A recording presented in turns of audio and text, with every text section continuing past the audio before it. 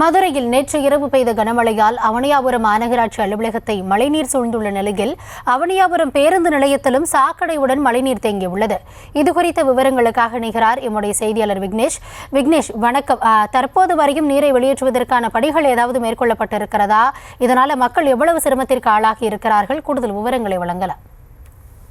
அதாவது மதுரையில் நேற்று இரவு பெய்த கனமழையின் காரணமாக மதுரை அவனியாபுரம் மாநகராட்சி அலுவலகத்திற்குள் மழைநீர் தேங்கி நிற்கக்கூடிய காட்சிகளை நாம் பார்த்து வருகிறோம்.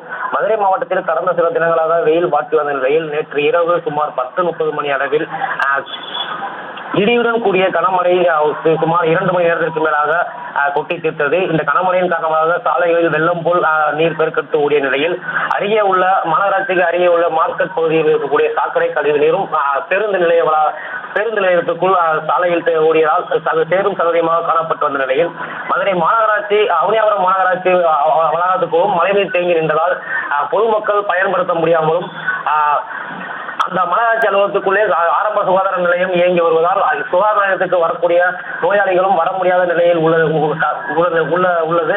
இந்த நிலையில் கனமழையில் தேங்கி நின்ற மழைநீரை அகற்றுவதற்காக கழிவுநீர் சுத்திகரிக்கும் லாரி மூலம் வரவழைத்து லாரியின் மூலம் தண்ணீரை அப்புறப்படுத்தி வருகின்றனர்.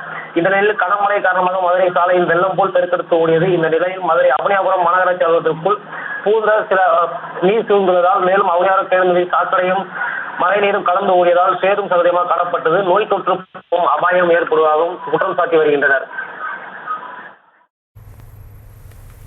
விவரங்களுக்கு நன்றி விக்னேஷ்.